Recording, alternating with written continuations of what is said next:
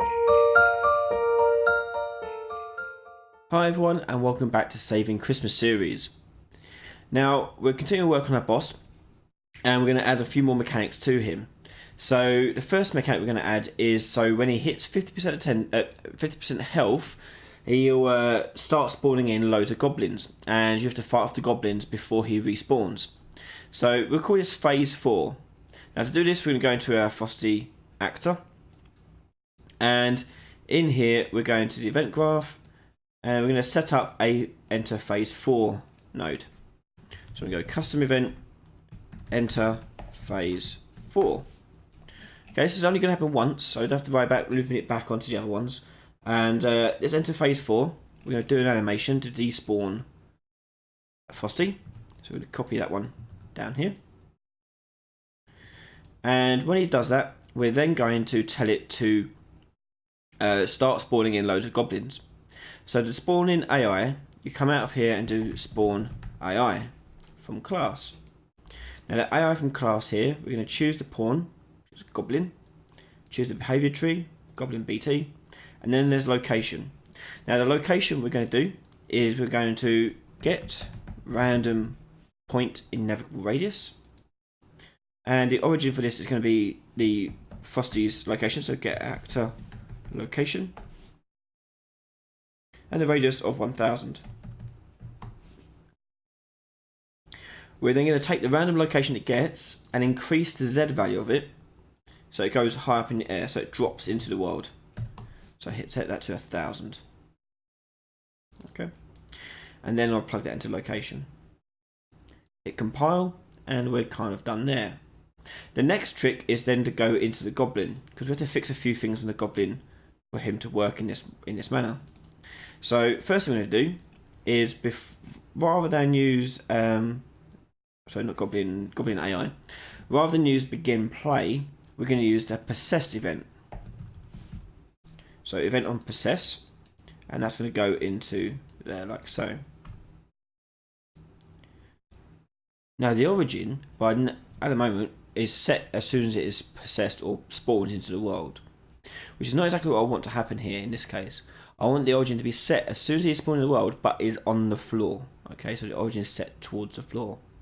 So what I'm going to do is I'm going to get the actor location here, and I'm going to drag this up, and we're going to line trace by channel, and we can go directly down. Okay, so the start point is here, and the end point is going to be the same location, but minus a Z value of, let's say, 1500, just to be safe, and plug that into the end. This will get us out hit, which we can split and get the hit location, and that'll be our new origin. Let's just space this out a bit because it's looking a bit busy,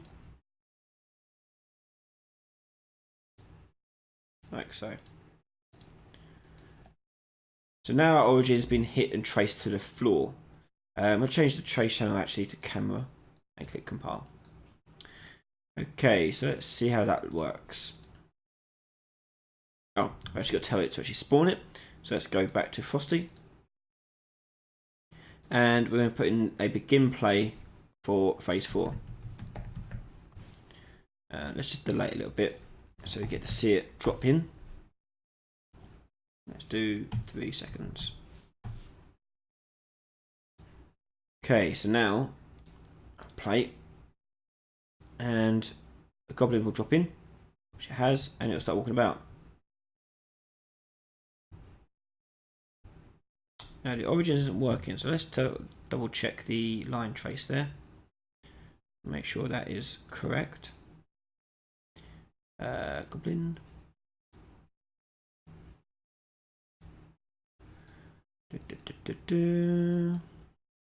Let's do debug for duration.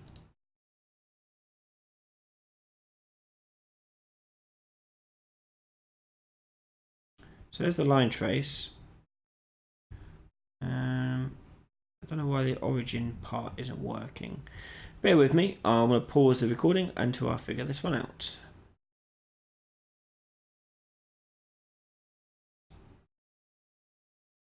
Okay, solved the issue.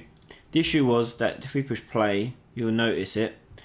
On the debug, the line goes green, okay? Which means it's hit something on its way down. And obviously, it's hitting the pawn of the goblin, because this is on the AI, so it's not going to ignore the pawn.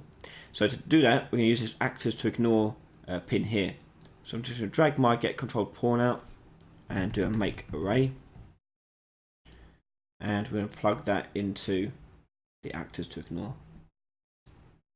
So now, when he spawns in, he'll drop into the world, and he sits red, and he'll chase me because I'm close to his origin. So I can knock him out. Okay, so now to do multiple goblins, because one isn't really threatening. So after we play one, what we're going to do here is we're going to actually do what would be a good way of doing this? We'll do a do n maybe.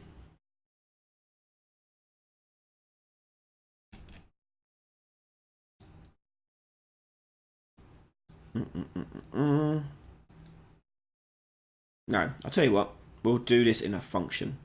So do a function called spawn goblin, and we're going to copy this spawn AI stuff here, or cut it rather, and chuck it into spawn goblin. Okay. Now with that there, we can then do a set timer by function name, and type in the name of the function spawn goblin. And it's going to do this every 0.5 seconds, and he's going to then so that will do the timer and loop that. So tick looping and hit compile. But I don't want to keep doing it. I want to do a certain amount of goblins before it stops the timer. So, pardon me. What we'll do, we could do two things. We can either calculate how many have dropped or calculate the time that's passed. It'd probably be easier to do time that's passed. So when a time is 0.5 seconds and I say I want to spawn, I don't know, let's start with 10 goblins, okay? So 10 times 0.5 is 5. So if I delay this by 5 seconds, like so, I can then tell that timer there to clear and invalidate. So let's stop spawning the goblins. So let's test that out. We should get a load of goblins spawning into the world. Should have 10 of them. 1, 2, 3, 4, 5, 6, 7, 8, 9. Maybe 10, hang on. 1, 2, 3, 4, 5, 6, 7, 8, 10. Yeah, 10. So now I've got 10 goblins. Okay. I then want to do a timer for when Frosty respawns. Okay. So here I'm going to do another timer for a. Let's do a timer by event. Set timer by event. So similar to what we've done with the other phases, basically. And this event is going to be a custom event called end phase 4. Let's give it that space. There you go. So at the end of phase 4, we're going to tell him just to respawn. Okay. So oh no, not respawn. We're going to enter another phase. So I'm going to go into enter phase 2. Because we don't have to turn any timers off because we've done that, and I think that'd be fine. Let's test this out.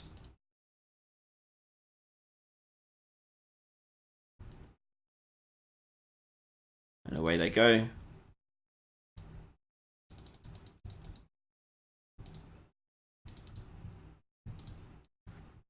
Now, the danger of the boss battle is that if you don't get rid of all these goblins after the time has elapsed,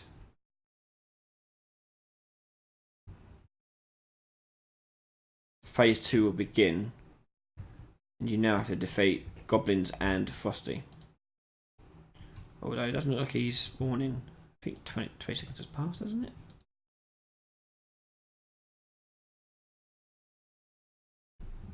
Okay, let's have a look. Oh, I forgot to set time. 20 seconds. Okay, so see if this is too difficult or not. So, phase 4 start. Spawning a load of goblins, which I have to fend off.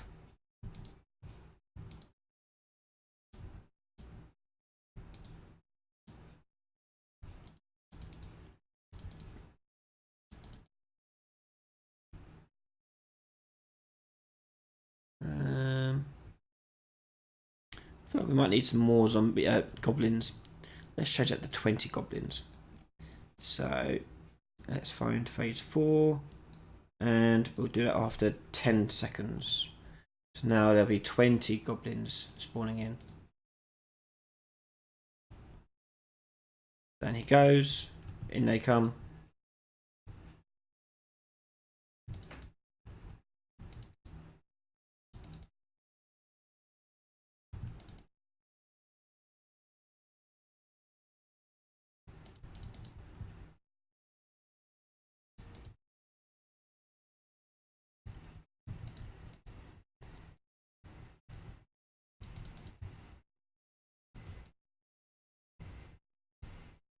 Up he comes. I've still got one goblin standing.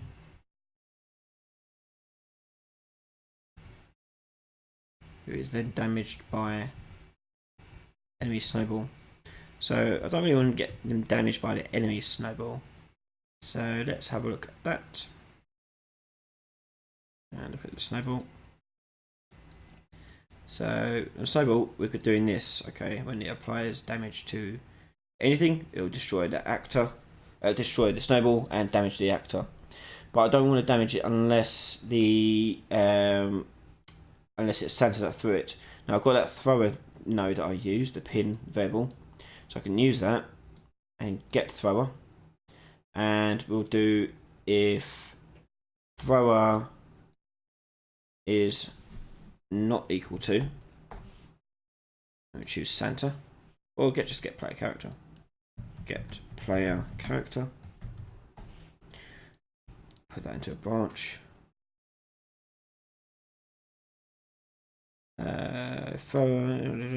Sorry, not. We'll make it is equal to player character. True will go into there. So I should be able to still hurt the things with my snowballs. Yep. But now he should not hurt his own ones. So let me just try and keep as many of these as alive as possible.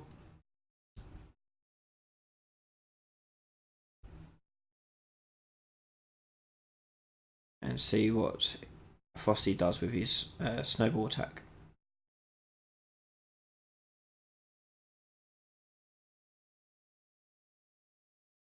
Okay, up he comes. There you go. So now snowballs don't affect the goblins, but they do get stuck there. So let's do snowball. And if it's false, we'll take it to just destroy actor. Oh, let's just copy that.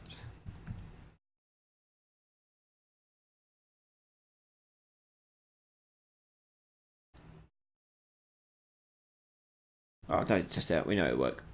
Okay, so Frosty now has phase 4 done. Okay, so this phase will happen when he hits 50% health. After that, he will continue his regular routine, but what we can do is going to add one more obstacle for the player to avoid, and that is wind.